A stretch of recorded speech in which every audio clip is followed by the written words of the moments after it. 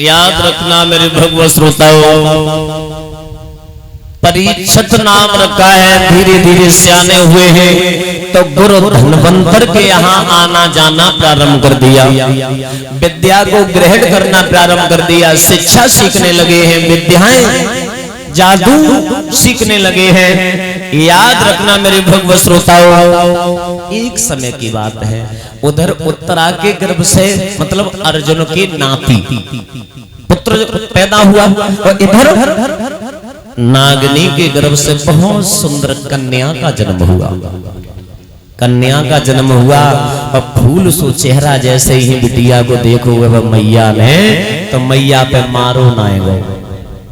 फूल सो चेहरा इतनी सुंदर लाडो रहे, इतनी सुंदर बिटिया रहे। जवाब दो अब हम जाए मरे ना, बांदी को पास बुलाओ, बांदी में कोई अकल बताए दे, सांप भी मर जाए और लाठी भी नहीं टूटे। कि मतलब कि हमारे पिया का कहना है कि तुम्हारे उदर से बेटी न हो और बेटी हो गई और मैं मारना नहीं चाहती। पता है तुम्हें माँ की ममता क्या होती है? वो बांझ लुगाई क्या जाने, और जिसके न गई हो पाए बेमाई वो पीर।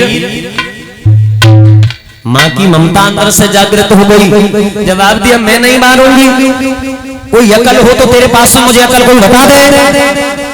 बांदी ने कहा एक अकल है, हम महाराज को बुला के लाती हूँ और तब तक तुम इस बेटी को इसी महल में छुपा दो। महाराज पूछे क्यों बुलाया तो कह देना मेरा गर्भ जो था वो गर्भ खंडित हो गया। ना एक चलेगी ना 100 चलेगी। समझ गए? जवाब दिया मैं समझ गई। जाओ। बांदी पहुंची है महाराज के पास में, सारा हाल बताया। तुम्हें इसी वक्त महारानी ने याद किया है। महाराज बासुक ने कचहरी को बंद करने के बाद में नागनी के पास में आए और नागनी ने कपट के आंसुओं को डालना शुरू कर दिया। किसी कहते हैं जहां न पहुंचे रवि वहां पहुंच जाए कभी, जहां न पहुंचे कभी वहां पहुंच जाए अनुभवी। किसी अनुभवी का अनुभव नहीं लग पाया कि स्त्रियों के आंखों में कितना नीर होता है। देखो दुख हो तो अलग बात होती है, ऐसे दुख हो जिस माँ पर, जिस पिता पर, जिस भाई पर दुख हो वो अलग बात होती है। बिना दुख में जो पनारे चंदा जहाँ को आज दिन तक अनुभव काऊ अनुभवी ने नहीं लगा पाओ। जैसे ही महाराजा ऐसे हाल रौनक हाय दैया गजब हो गो, नौ मन के आंसू डार डार के चिल्लाए चिल्लाए के बोली हाय दैया गजब हो गो। जवाब दिया का हो क्यों बुलाया और क्यों रो रही हो? जवाब दिया पिया मैं कैसे बताएं गजियो होएगा, मैं कैसे बताएं लेकिन हुआ क्या? जवाब दिया जो मेरे गर्भ था वो गर्भ खंडित हो गया। गर्भ खंडित कैसे हुआ? जवाब दिया मैं क्या बताऊं, सुख देना और दे करके छीन लेना केवल परमपिता परमात्मा के हाथ में होती है, मैं क्या बताऊं? जवाब दिया ये भी ठीक है, कोई बात नहीं। राजा बासुक ने खत लिखा और खत अर्जुन के लिए भेजवा दिया हस्तिनापुर में। जहां तक हो वहां तक मुझे क्षमा कर देना अर्जुन, मैं बासुक हम तुम्हारा साथ नहीं निभा सके। हमारा मेरी पत्नी की जो गर्भ था वो गर्भ खंडित हो गया, बस समस्या ये है और कोई बात नहीं। जो इतने शब्द लिखे और खत भेज दिया। अर्जुन ने हस्तिनापुर में खत पढ़ा, अर्जुन समझ गए बासुक तूने मेरे साथ में छल कर ही दिया, मुझे शक थी बस कोई नहीं कर दी।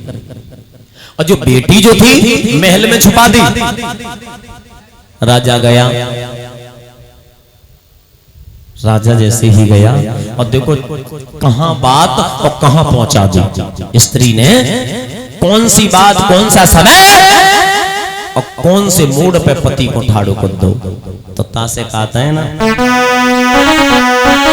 नारी जो करे सो करी छोड़े,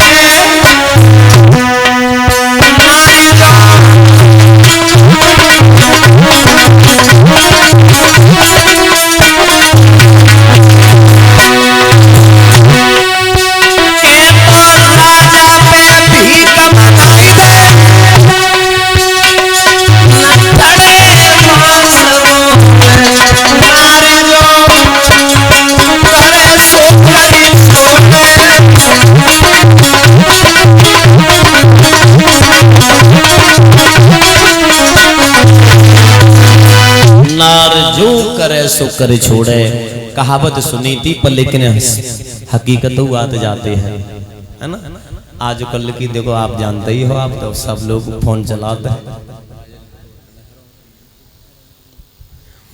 याद रखना मेरे भगवत श्रोताओं, श्री सूत जी समझाने लगे हैं सौनकादिक ऋषियों, बेटी परीक्षित महाराज जैसे कोई निर्जीव चीज हो जिसमें प्राण न हो, जैसे निर्जीव चीज है, अगर दूसरे स्थान से उठाओ और दूसरे स्थान पर रख दो, वो वैसे की वैसी रखी रहेगी।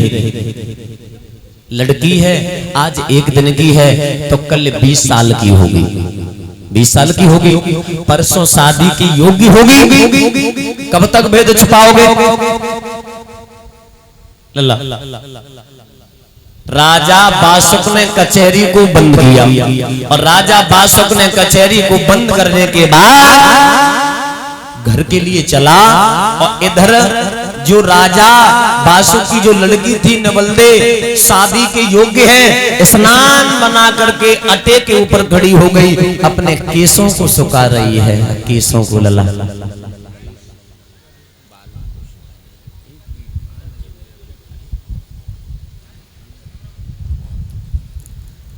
याद रखना 101 मुद्राओं से हमारा ये सम्मान कर रहे हैं श्रीमान दादा सुरेश यादव पूर्व प्रधान जी, इसी गांव के रहने वाले हैं। राजा बासुक ने कचहरी को बंद किया, जैसे ही आगे चलाए है उधर नवलदे लड़की अटे के ऊपर खड़ी है, अपने केसों को सुखा रही है।